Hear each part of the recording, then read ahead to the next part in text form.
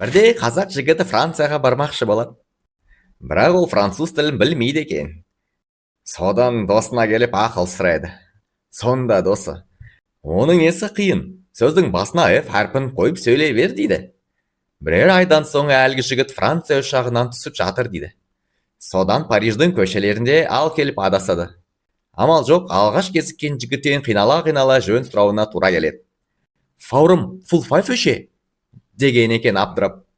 Сөйтсе әлгі жігіт: фратан, фөзім деп білмеймін. Әйелі: ескі пальтомның түймелері үзіліп бітті. Күйеуге ұят өзі. Күйеуі: ештеңе жоқ, ертең сатып әперем.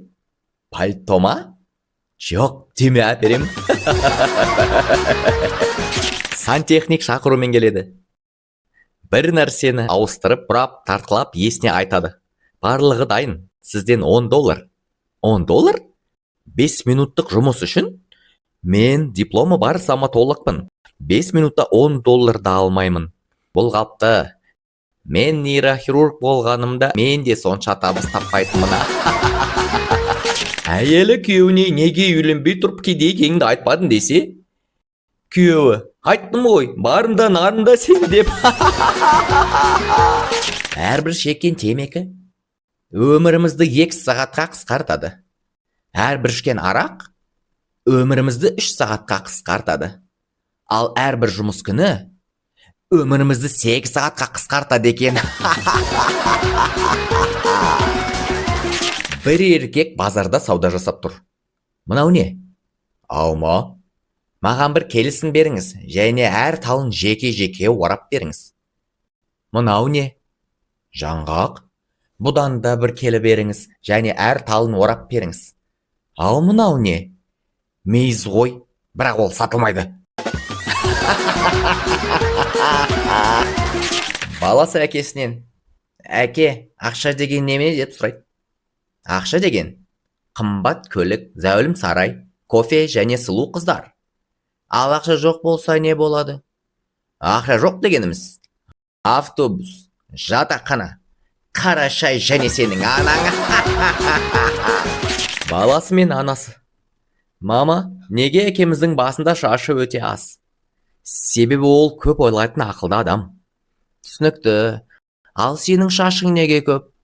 Көп сөйлемей тамағыңды іш. Бір күні Қожанасыр досының үйіне қонаққа келіп, қайтайын деп жатқан кезде жаңбыр қатты күйіп кетіпті. Досы: Қожеке, біздің үйде түней тұрсаңшы, жаңбырдың астында қаларсың деген ғой. Қожекең келісіп, жаңбыр жауғанына қарап тұрайын дейді. Досы үйіне кіріп кет. Біраздан соң шықса, Қожекең үсті басы су болып келіп тұр екен. Досы: қайда барып келдің десе? Қожанасыр: үйге барып бәйбішеме сенің үйінде түней тұратыныңды айтып келдім деп. Бір күні мұғалім сыныптағы оқушыларына жақсы адам болу, адамдарға жақсылық жасау туралы айтып тәрбие сағатын өткізеді. Ертеңіне бір оқушысы қолын көтеріп: апай, мен кеше көзі көрмейтін кісіні жолдан өткізіп жібердім дейді. Мұғалім: бәрекелді, жарайсың Мақсат деп бақтайды. Оның артынша тағы бір оқушысы қолын көтереді де: апай, мен кеше Мақсатқа әлгі соқыр кісіні жолдан өткізуге көмектестім дейді. Апай: неге? Мақсат өзі өткізе алмас па еді? Жоқ, ол кісі жолдан өткісі келмеді, біз оны мәжбүрлеп өткіздік деген екен. Бір кісі дәріханаға келіп былай деп сұрайды: сізде ацетил салицил қышқылы бар ма? Аспирин ба? Иә, бар. Иә, сол, аспирин беріңізші. Атын ұмытып қала берем. Аулада ойнап жүрген балалар бір-біріне әкелерінің өте жылдам екенін айтып мақтанып отырады. Біреуі: менің әкем садақ атса, нысанаға ұшқан жебеден бұрын жетіп барады дейді. Екінші бала: сол да сөз боп па? Менің әкем тапанша атып, оқтан бұрын нысанаға жете алады дейді. Сонда үшіншісі: ал менің әкем жұмыс уақыты 5-те біткенімен сағат 3-те үйде отырады. Талғат, давай менің қызыма звондайық. Давай. Алло, саламатсыз ба? Алия бар ма? Алия шығып кетті. Қайда шығып кетті? Күйеуге шығып кетті. Күйеуге.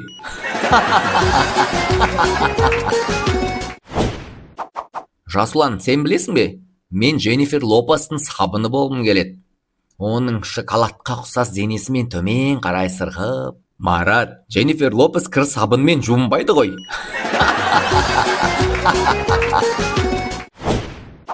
Түрмеде отырған адам абақтыдан қашып кетті. Оны ұстап, түрме бастығына алып келеді. Түрме бастығы: түрмеден неге қаштың деп сұрайды. Үйленейін деп едім.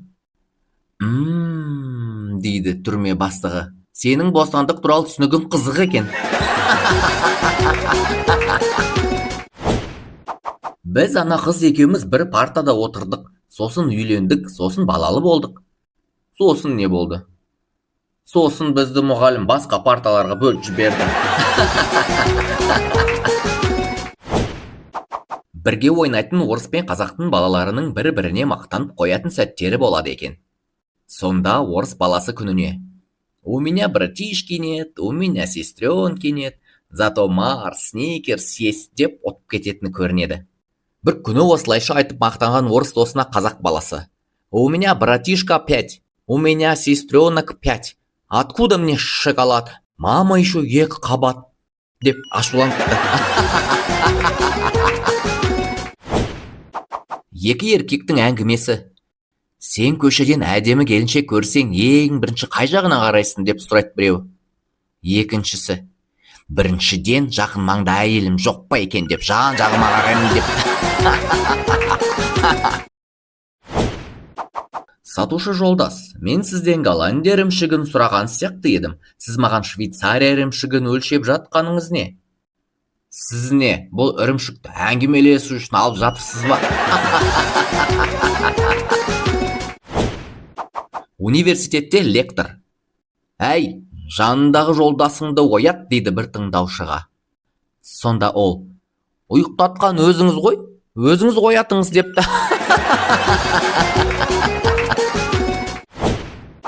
Шетелдіктерге қазақ тілін үйрету курсы жүріп жатыр. Мынау үстел. Иә, мынау үстел. Мынау орындық. Иә, мынау орындық. Ал мынау не? Иә, ал мынау не?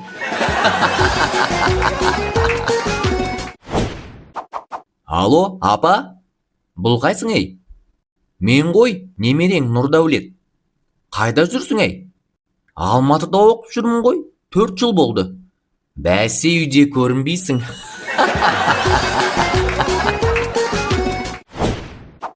Извините, а принтер работает? Қазақша сөйле. Кешіріңіз, әріпті цифрлы ақпаратты шығарып алу үшін компьютерге қосылатын баспалық құрылғы істеп тұр ма?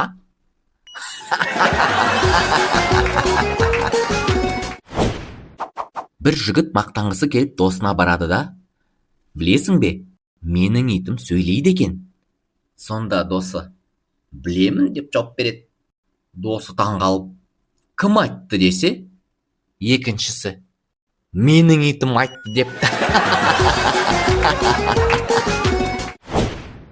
Темекінің зиянды қасиеттері туралы кітап оқыдым. Қоятын шығармын. Темекіні ме? Жоқ, кітап оқуды. Қарындас, сіз сұлулық салонына барып келдіңіз бе? Қыз майысып: иә, дейді. Жігіт: жабық болған шығар, иә? Бір қыз права алуға экзамен тапсырып жатыр екен. Бірінші сұрақ: көліктің моторы қалай жұмыс істейді? Мен өз сөзімен жауап берейінші. Жауап беріңіз. Деп жұмыс істейді. Әйелі жұмыстан келген күйеуіне қарап: бүгін дәрігерге қаралдым. Маған денсаулығың жақсаруы үшін 1 ай жағажайда демалуың қажет, деді. Бұған не дейсің? Қайда барамыз, дейді. Сонда күйеуі: басқа дәрігерге барамыз деген екен. Бір отбасыға қонақтар келіпті. Отағасы достарының алдында әйелін ұялтайын деп: ай кемпір, барда трусиімді жу. Ахаха деп бәрі күледі. Сонда әйелі де қалыспай: не, тағы тышып қойдың ба?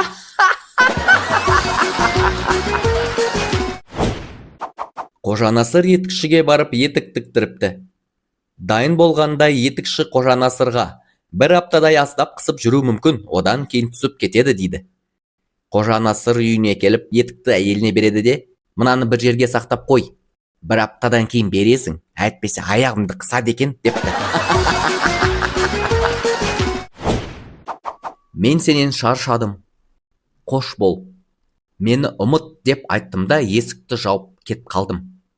Сәлден соң тарс еткен қатты дыбыс шықты. Өзіне қол жұмсап қойды ма екен деп уайыммен есікті ашып қалсам, шампанский ашып менің кеткенімді жуып отыр. Оңбаған.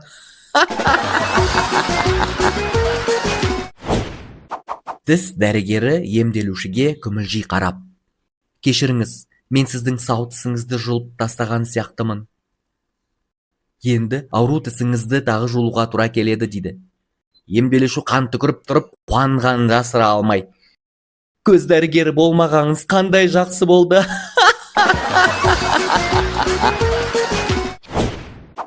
Автобусқа отырған бір оқушы кондуктордан 2 билет сатып алады. Кондуктор одан: балақай, неге 2 билет алдың деп сұрайды. Оқушы: біреуін жоғалтып алсам, екіншісін көрсетемін деп жауап береді. Кондуктор: ал екіншісін жоғалтып алсаң ше дегенде, бала: онда менде проездной бар.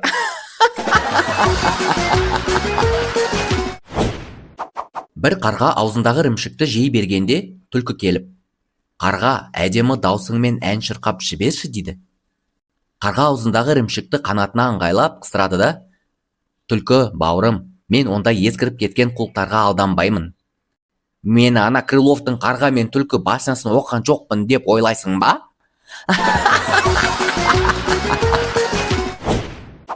Астанадан Алматыға қатынайтын ұшақта бір кісі жандағы отырған әйелге көп білетіндігін паш ете отырады. Көп білетіндігін көрсетем деп мақтанудың ырқына кіріп кеткендігі соншалық, бірде жандағы әйелге ойын ойнауды ұсынады. Сізге сұрақ қоямын, жауабын таппасаңыз маған 500 теңге бересіз, содан кейін сіз сұрақ қоясыз. Мен жауабын таппасам сізге 5000 теңге беремін дейді. Әлгі әйел келіседі. Ай мен жер арасындағы қашықтық қанша километр дейді. Әйел үндеместен 500 теңге шығарып береді. Енді сұрақ қою кезегі әйелге келеді. Тауға 3 аяқпен өрмелеп шығып, 4 аяқпен жерге түсетін не дейді. Әлгі кісі ары ойланып, бері ойланып таба алмайды. Сөйтіп 5000 теңге шығарып береді. Әйел ақшаны қалтасына салып жатқанда әлгі кісі: жаңағы сұрақтың жауабы не деп сұраса, әйел тағы да үндеместен әлгі кісіге 500 теңге беріп жатыр екен. Қарау, бұл жерде балық аулаға тыйым салынған. Айыппұл төлейсіз. Қайдағы балық аулаған? Әшейін қара құшында құртты шомылдырып жатырмын ғой депті.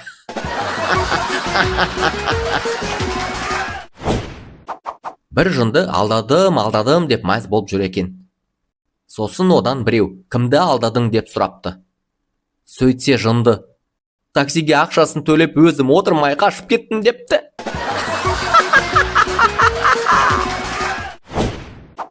Бір күні 2 ұлы кездесіп қалыпты. Біреуінің арқасында қабыршағы жоқ екен. Қабыршағы бар ұлу. Саған не болған десе, екінші жасырын түрде: тек ешкімге айтпа, мен үйден кетіп қалдым депті. Мұғалім студентке: бір қап ақша мен бір қап ақылдың біреуін ал десе, нені таңдар едің? Сонда студент: ойланбастан ақшаны аламын деп жауап береді.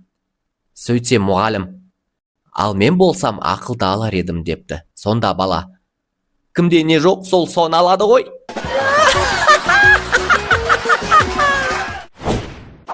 Қыз: таңғы асыңды іштің бе? Жігіт: таңғы асыңды іштің бе? Қыз: қайталама сөзімді. Жігіт: қайталама сөзімді. Қыз: мен сені сүйемін. Жігіт: иә, таңғы асымды іштім. Автобуста кәрі кемпір арық жас адамға орын бермекші болады. Отырыс ормандай, соншама неге арықсың? Науқассың ба? Жоқ, рахмет. Мен студентпін. Онда сырт киіміңді бер, ұстап тұрайын. Бұл сырт киім емес, бұл менің досым Арман.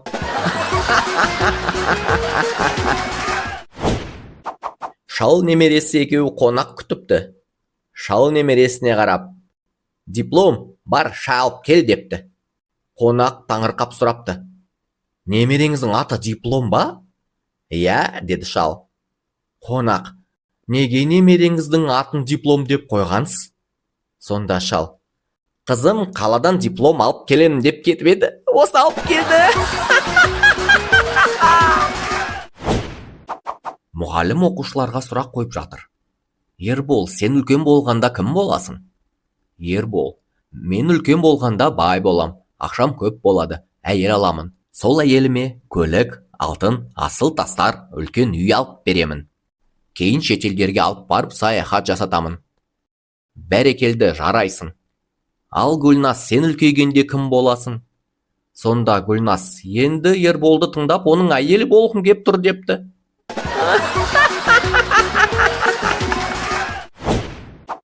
Қыз, темекі шегесің бе? Жігіт, иә. Күніне қанша рет? Күніне жарты пачка.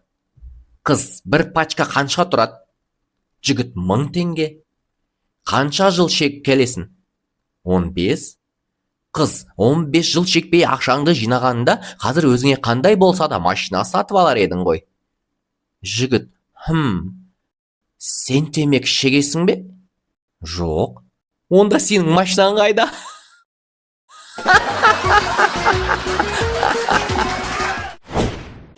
Бір жігіт ұйықтап жатып өліп кетті. О дүниеге барыпты. Ақ сақалды бір шал отыр екен. Ол жігіттің істерін таразыға салып өлшеп көрсе, күнәсі мен сауабы тең түсіпті. Содан шал жігітке, сен өмірге қайтып адам емес тауық немесе жылқы болып ораласың. Өзің таңдап шеш депті. Жігіт ойланып тұрып, жылқы болсам үстіме адамдар мінеді. Тауық болайын деп шешіпті. Сонымен бір кезде қараса тауық қорада екен. Адамдар бір тауықтардың басын шауып жатыр екен. Жігіт қасындағы тауықтан неге екенін сұраса, тумаған соң шауып жатыр дейді. Құрсын, мен де туайын деп бар күшімен күшенсе, біреу бетінен салып қапты. Көзін ашса, әйелі тұр екен. Сүмелек, бұдыңа жіберіп қойдың ғой деп айғай салыпты. Әке, сіз маған түсімде кішкентай шоколад сатып алып беріпсіз. Балам, бұзықшылық жасамай, тәрбиелі болсаң, түсінде үлкен шоколадта сатып алып беремін. Дәрігер, бір апта болды түсіме футбол ойнап жүрген шыққандар кіреді. Міне, мына дәріні ішсеңіз, бәрі дұрыс болады. Ертең ішсем бола ма? Неге? Бүгін финал еді. Кеше 2 сағат бойына жарық сөніп қалды. Интернет өшіп, әбден әбігерлендік. Содан үйдегі адамдармен сөйлесіп әңгімелесуге тура келді. Сөйтсем өздері жап-жақсы кісілер екен. Әжесі немересіне, балам, егер жөтелетін болсаң, аузыңды қолымен жауып жөтел дейді. Сонда немересі, әже, қорқпаңыз, менің істерім сіздікіндей ұшып кетпейді деп. Түн ортасында біреудің үйінде карта ойналып жатыр. Таң атқанша шыдамы таусылған соң үйдің әйелі, біздің үйде карта ойнағанды қашан қоясыңдар депті. Сонда күйеуі, әй, қатираш, айқайлама, енді бұл біздің үй емес деген екен. Мына жастарды түсіну қиын болып кетті. Қарашы мыналарға. Анау тұрған қыз еркекке ұқсайды ғой. Иә, ұқсайды. Өйткені ол қыз емес, менің ұлым. Ой, кешірерсіз. Әкесі екеніңізді білмей қалыппын. Тағы қателестіңіз. Мен әкесі емеспін, шешесімін. Мектепке келген жаңа тарих мұғалімі оқушылардың білім деңгейін тексеру мақсатымен. Отырарды кімдер алды? Апай, біз емес алған. Оқушылардың төмен деңгейіне ашынған мұғалім директорға барып, оқушылар тіпті отырарды кімдер алғанын білмейді. Ой, қорықпаңыз, кім алса да, жылдың соңына дейін қайтармаса, оқудан шығарып жібереміз депті. төбет күшігін шақырып алып, қалай, мектепке баруды ұнатасың ба деп сұрайды. Әрине, ұнайды. Оқуда үйрендің бе? Жоқ. Санауды ше? Жоқ. Түбің тұскырау, мектепте не үйретеді? Біз шет тілін үйреніп жүрміз. Жақсы екен. Шет тілінде бірдеңе айта қойшы. Мяу. Бір күні арыстан бірнеше қоянды ұстап алып, мен өте ашпын, сондықтан бүгін сендердің біреуін жеп қаям дейді. Қояндар топталып дірілдеп отыр. Арыстан біреуін құлағынан ұстап, сенің атың кім деп сұрайды. Қарлығаш. Өй, не дейді? Менің анамды да солай атаған. Бар, сен боссың. Басқасын ұстап, ал сенің атың кім десе, байғұс қоян дірілдеп, Иван, бірақ достарым қарлығаш деп атайды. Емтихан. 3 талапкер тарих пәнінен емтихан тапсырып отыр. Біріншісі өгіз беріп қойған, екіншісі қой берген, үшіншісінің ештемесі жоқ. Біріншісіне, Шыңғыс хан деген кім? Моңғол империясының ұлы ханы. Өте жақсы, 5. Екіншісіне, Шыңғыс хан деген кім? Моңғол империясының ұлы ханы. Ол қай жылдар? 1206 мен 1227 жылдар арасында. Өте жақсы, 5. Үшіншісіне, Шыңғыс хан деген кім? Моңғол империясының ұлы ханы. Ол қай жылдар? 1206-1227. Әскерінің саны қанша болды? 230 мыңға жуық. Әскерлердің атына тапшық. Ерлі зайыптылар демалысында палатка керек жарақтарын алып табиғатқа шығады. Демалыстарының екінші күні кешкісін жақсылап тамақтанып ұйқыға батады. Бірнеше сағаттан кейін әйелі күйеуін оятады. Күйеу ұйқысын бөлгеніне ренжігендей болып, не болды? Неге ояттың деп сұрайды. Әйелі үрейлі дауыспен, жоғарға қараш, не көріп тұрсың деп сұрайды. Күйеу аспанға бір қарап жауап береді. Осыған бола ояттың ба мені? Ал, қарадым, миллиондаған жұлдыздарды көріп тұрмын. Жарайды, бұлар саған нені көрсетіп тұр? Әбден ұйқысы ашылған күйеу кішкене ойланып тұрып былай жауап береді. Философиялық тұрғыдан қарағанда ғаламның шексіздігін және оның алдында өзінің түкке тұрғысыз екенімді көріп тұрмын. Астрономиялық жағынан галактикалардың, жұлдыздардың, планеталардың бар екенін көрдім. Ал метеорологиялық тұрғыдан ертең күннің ашық болатынын көріп тұрмын. Түннің ортасында неге сұрадың бұларды? Ал енді өзің айтшы, бұл саған нені көрсетіп тұр? Маған палаткамызды ұрлап кеткен көрсетіп тұр. Бір күні шаштаразды. Шашыңызды қалай алайын? Үндемей. Жаным, не ойлап отырсың? Сен не ойласаң, соны ойлап отырмын. Ұялмайсың ба? Ұятсыз. Ағай, кешіріңіз, I don't know деген сөзді аударып бере аласыз ба? Мен білмеймін. Сіз де білмейсіз бе? Енді кімнен сұрасам екен? Әйелі күйеуіне. Сен үнемі бірінші орынға футболды қоясың, ал мен екінші орындамын. Қателесесің, екінші орында бокс. Әже, кеше ғана 120 жасыңызды тойлапсыз. Той қалай болды? Ой, той болмады. Класстастардан біреу жоқ. Өңшең 80-90-дағы шигол шалдар жүр. Кеше жігітім екеуміз саябақта балмұздаққа тойдық. Неше балмұздақ жедіңдер? Бірден. Ой, сенде адам деген бір балмұздаққа тоя ма? Иә, біз нан қосып жедік. Бір кішкентай бала екі қабат әйелден сұрайды. Сіз балаңызды жақсы көресіз бе? Әйел. Иә, жақсы көремін деп ішін сипалапты. Сонда бала. Онда неге оны жеп қойғансыз? Ауруханада мейірбике науқастың қасына келіп. Ояныңыз деймін. Оянсаңызшы енді. Науқас оянады да. Не болып қалды? Мен сізге ұйықтататын дәрі алып келдім.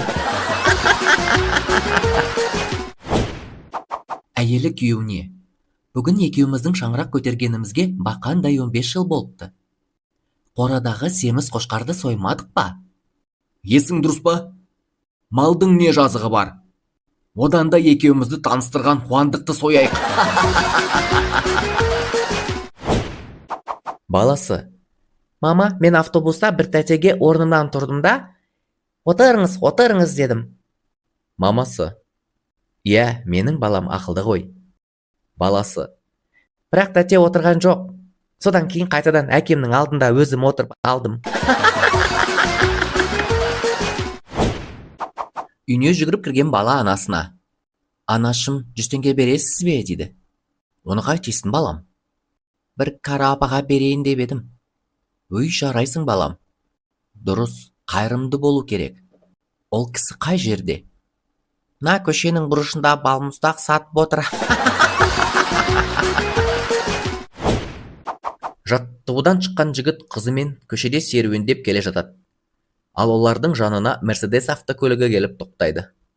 Сол сәтте қыз: кешір жаным, мен мына көліктегі жігітпен кетемін. Себебі ол бай жігіт, ал сен жай ғана спортшысың. Сау бол деп көлікке мінеді. Сонда көліктегі жігіт қызға былай дейді: кешірерсіз ханым, мен бұл жерге сіз үшін тоқтаған жоқпын. Мен сіздің қасыңыздағы жігіттің көлік жүргізуші едім. Қоян ақша жинап мотоцикл алыпты. Мотоцикліне мініп алып көшеде келе жатса, аю тоқтатып қасына отырып алыпты. Бір уақытта қоян аюға: аю, көзіңді жұм, қазір анау КамАЗдың астынан өтіп кетеміз депті. Аю көзін жұмады, қоян КамАЗды айналып өтіп кетеді. Аю таңғалып, ертесіне мотоцикл сатып алып, бала-шағасын мінгізіп алып: қане, балаларым, көздеріңді жұмыңдар, қазір анау келе жатқан КамАЗдың астынан өтіп кетеміз депті. Біраздан соң қараса, мотоциклі бір жақта, 6 баласы 6 жақта, әйелі бір жақта быт-шыт болып жатыр екен. Аю жыны келіп: қайсың көзіңді ашқан деп. Үйрек аулауға шыққан аңшы оғын тигізе алмағанына ызаланады. Ал аюға тигізе алмаған аңшының ашулануға уақыты жоқ. Сіздің мамандығыңыз қандай? Ландшафт дизайнері. Аты қандай керемет. Не істейсіз? Бульдозермен жұмыс істеймін. Мектепте апай: егерде мектепті 4 пен 5-ке бітірсеңдер, жұмаққа барасыңдар. Ал 2 мен 3-ке бітірсеңдер, тозаққа барасыңдар депті. Сол кезде арт жақтан біреу: апай, мектепті тірі бітіруге шанс бар ма? Адам өмірде 3 нәрсені жасай алмайды екен. Біріншісі, шашын санай алмайды. Екіншісі, көзін сабынмен жуа алмайды. Үшіншісі, тілін шығарып демаламайды. Болды, тіліңді шығармай-ақ қой, жарайсың. Баласы құлап қалса қалай болады? Америкада: жаным менің, сен амансың ба? Ресейде: балам, болды, жылама. Қазір саған балмұздақ алып береміз. Қазақстанда: ой, өл иттің баласы, өл, албасты. Бір күні тасбақа кафеге келіп бір стакан су алып кетеді. Екінші күні тағы да су сұрап алып кетеді екен. Үшінші күні су сұраса, бармен: тасбақа, күнде су алып кетесің, не істейсің оны? Тасбақа: тездетші, бауырым, үйім өртеніп жатыр депті. Бір күні бір жігіт түс көріпті. Түсінде әкім болып жатыр екен. Түсін бір молдаға жорытыпты. Молда 2-3 айда әкім болатын шығарсын депті. 2-3 айдан соң жаңағы жігіт әкім болыпты. Тағы бір күні ұйықтап жатса, президент болып жатыр екен. Мәз болып әлгі молдаға тағы барады да: түсінде президент болып жатыр екен, бұны қалай жорисыз десе, молда: түсті де адам шамасына қарап көру керек қой депті. Екі жігіт жұмақтың алдында өздерінің кезегін күтіп отыр екен. Біреуі сұп-сұр болып қалтырап, екіншісі көңілді отыр екен. Көңілді отырған жігіт әлгі жігітке: сен қалай өлдің? Үсіп қалдым, ал сен ше? Ал мен қатты қуанғаннан жүрегім жарылып кетті. Бұл қалай сонда? Үйге келсем, әйелім жартылай жалаңаш, төсек шашылып жатыр. Мен әлгі жігітті іздей бастадым, барлық жерді қарадым, таппадым. Содан қуанғаннан жүрегім жарылып кетті. Ақымақ, тоңазытқышты қарамадың ба? Екеуміз де тірі қалар едік. Әйелдің логикасы: автобусқа келе жатырмын, жол ақысын төлеуім керек. Жанымда жас қыз тұр. Ол қызға сіз дегенім дұрыс па, әлде сен дегенім дұрыс па? Аздап ойланып көрейін. Бұл менің шағын ауданыма апаратын жалғыз маршруттық автобус. Егер бұл қыз соңғы аялдамаға дейін бара жатқан болса, демек менің шағын ауданыма бара жатыр деген сөз. Сөмкесінен вино көрініп тұр. Демек ер адаммен кездесуге бара жатыр. Бөтелкенің сыртына қарасаң, арзан вино емес. Демек көрікті жігітке бара жатыр. Біздің шағын ауданда тек 2 көрікті жігіт бар. Оның біреуі менің күйеуім, екіншісі сырттай кездесіп жүрген жігітім. Сырттай кездесіп жүрген жігітке бару мүмкін емес, себебі оған дәл қазір өзім бара жатырмын. Демек, бұл менің күйеуіммен кездесуге бара жатыр. Ал менің естуімше, ол менің сыртымнан 2 қызбен кездесіп жүр. Бірі Алтынай, екіншісі Мадина. Алтынай супермаркетте жұмыс жасайды. Демек, ол қазір жұмыста. Сонда бұл қыздың аты Мадина болды ғой. Жарайды онда. Мадина, жол ақысын төлейін деп едім. Кондукторға беріп жібересіз бе? Қыз таңғалған түрмен: сіз менің атымды қайдан білдіңіз?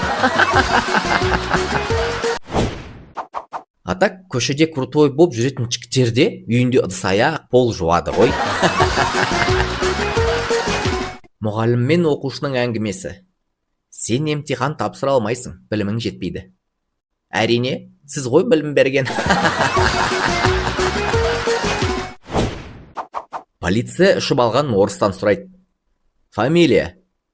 Ча. Атың кім? Чө? Ал ча чө, орыс па десем Қытай екенсің. Баяғыда 2 помидор кетіп бара жатады. Сол кезде бір помидорды машина басып кетеді. Сонда екіншісі айтады: мәссаған, мынауың кетчуп болып қалыпты ғой. Сенің көзің неменеге қып-қызыл? Мен шөп шектім, әке. Өтірікші, сен Реал Мадридтің жанкүйерісің. Финалға шыға алмай қалған үшін таң атқанша жыладым деп мойындай салмайсың ба? Анама қоятын 100 деген сұрақтар бар. Мама, қандай тамақ жейміз? Мама, не кием? Мама, не алайын үйге? Мама, менің киімдерім қайда? Ал әкеме бір ғана сұрақ: әке, мама қайда? Лев Толстой бір қазақ жігітпен бір жерде кездесті. Толстой онымен танысқысы келіп: здравствуйте, меня зовут Лев Толстой деп қолын созады. Әлгі жігіт іштей: мынау менімен әзілдесіп тұрма деп ойлайды да: а меня зовут Тигр Худой деп. Анасы: балам, ана көрші Серікті қарашы. Үйленді, үй алды. Баласы: ой мама, ол чмо ғой. Анасы: балам, ана көрші Серікті қарашы, машина сатып алды. Баласы: ой мама, ол чмо ғой. Анасы жай орнынан тұрып: балам, сен қашан чмо боласың? Орысша білмейтін 2 қыз давай орысша сөйлесейік депті. Сол кезде қастарынан бір КамАЗ шаңдатып өтіп кетті. Біріншісі: фу, шаң тозаң пришла десе, екіншісі: сенің сөзіңе күлкім пришла депті. Біріншісі: кстати, кеше я тебе позвондала, неге трубку не брала десе, екіншісі: а я голову стирала депті. Қала көшесінде топырлаған көлік, құжынаған жұрт, улап-шулаған адамдар бір жерге ұйлығысып қалыпты. бір анығы әйтеуір әлдекім әлдебіреуді басып не қағып кеткен. Бір журналист өзінше пысықтық танытып оқиға орнынан тікелей репортаж бермек ниетпен жиналған көптің ортасына келігіп, мені жіберіңдер, мен осы апаттан зардап шеккен жанның туысы едім деп көпшілікті бұзып жарып ентелей қасына жетіп барса, қағылған есек екен. Бір кісі әйелін тексеріп көрмек болып, әйеліне былай деп хат жазып қалдырыпты: мен сенен тойдым, жыныма тиіп біттің, үйден кеттім, аман бол, деп хатты тумбочканың үстіне қойып, өзі кроваттың астына жасырынып әйелін күтіпті. Қазір әйелі келіп хатты оқып қиналып, құрбыларына звондап жылағанын көргісі келді. Сағаттап күткен әйелі де келді, хатты көріп оқыды. Бірнеше минут үнсіздіктен кейін әйелі қолына қалам алып, бір парақ қағазға хат жазып, үстел үстіне қойды. Әйелдің көңіл күйі түспеді, керісінше қуанышты көңіл күймен музыка қойып, билеп, оянып, сырланып киіне бастады. Қолына телефонды алып, нөмір теріп, біреуге звондай бастады. Күйеуі құлағын түріп тыңдап жатыр. Сәлем қымбаттым, мен дайынмын, қазір саған барамын. Менің ақымағым өзі үйден кетіп қалыпты. Қалайша осы ақымаққа күйеуге шықтым екен білмеймін. Неге сені ертерек көрмедім екен деп бөлмеден шығып кетті. Бірнеше секундтан соң есік ашылып жабылды. Әйелінің болысын көрген күйеуі өз-өзін іштей жеп, өмірден түңіліп, көзіне тоқтаусыз жас келді. Көзінде домаланған жаспен күйеуі кроваттың астынан сүйретіліп, әрең шығып, әйелі жазған хатты оқуға асықты. Көзінен тоқтамай жас тамып, қолы қалтырап хатты оқи бастады. Кроваттың астынан аяғың шығып жатыр. Мен дүкенге нан алып келуге кеттім. Дәрігер, мен өмір сүремін бе? Иә, егер өліп қалмасаңыз. Жылап отырсың ба? Жоқ, көзім терлеп кетті.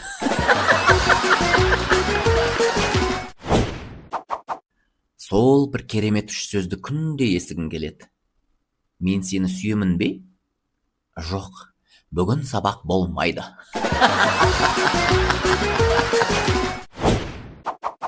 Мама, мен 18-ге келдім ғой, маған неге боянуға рұқсат бермейсіз? Нұрлан, балам, қойсаңшы, болды.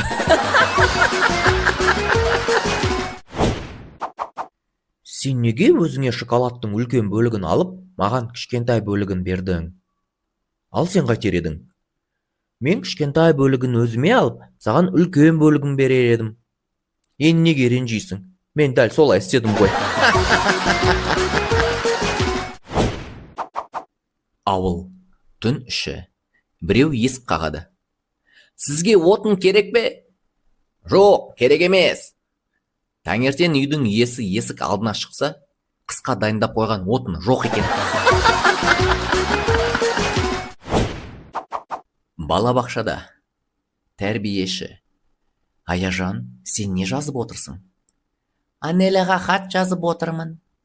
Өй, сен жаза алмайсың ғой әлі? Ой, бәрібір емес пе? Ол да оқи алмайды ғой.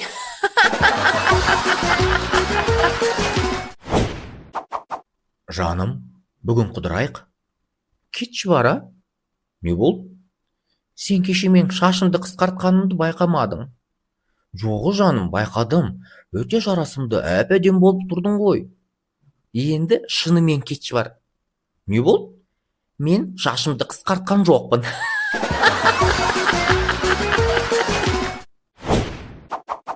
Жасы келіп қалған ағасы тойға баратын болып асығыс киініпті де, шалбарының ауын түймелеуді ұмытып кетіпті. Тойға келіп, тойхананың алдында тұрса, бір топ жас қыздар ағама қарап күле береді екен. Ағамыз маған күліп тұрма деп ыңғайсызданып тұр. Қыздардың ішіндегі батылдау келіп, ағасы, дүкеніңіз ашық тұр ғой депті. Ағамыз саспастан, ашық тұрса жыртың етіп күле бергенше келіп сауда жасамайсыңдар ма? Бір қасқыр дүкен ашыпты. Қоян дүкенге кіріп, қасқырға келіп, лимон бар ма? Қасқыр, лимон жоқ. Екінші күні қоян тағы дүкенге келіпті. Аралап болып қасқырға келіп, лимон бар ма? Қасқыр ашуланып, кеше саған лимон жоқ дедім. Енді лимон сұрап келсең, құлағынан ұстап ана дуалға шегемен қағып қоямын дейді. Қоян кетіп қалыпты. Үшінші күні қоян тағы келіп, шеге бар ма? Қасқыр: жоқ. Сонда қоян: онда лимон бар ма?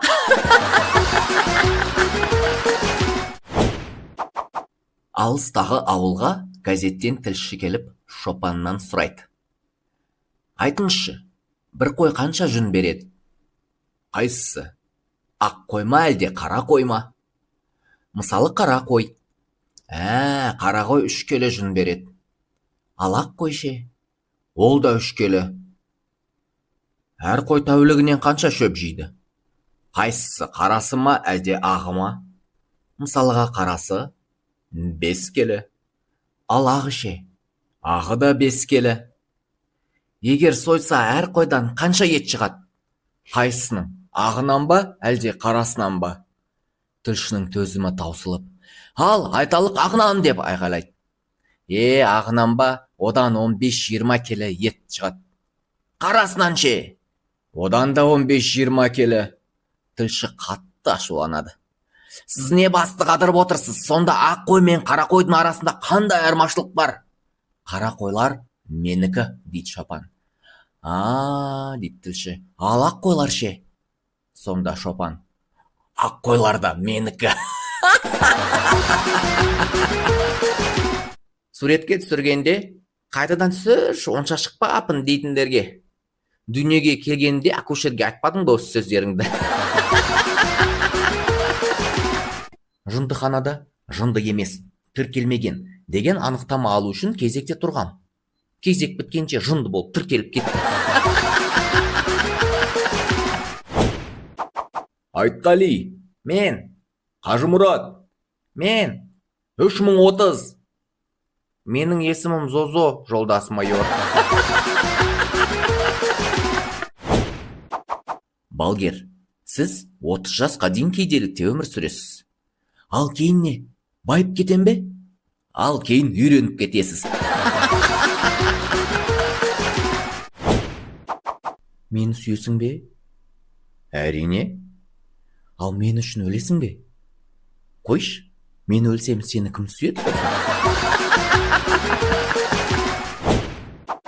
Күйеуі мен әйелі қорқынышты кино көріп отыр екен.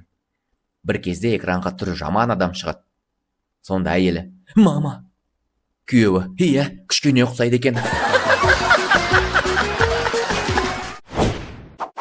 Толып тұрған автобуста: кешіріңіз, сіз маған почти жатып алдыңыз ғой?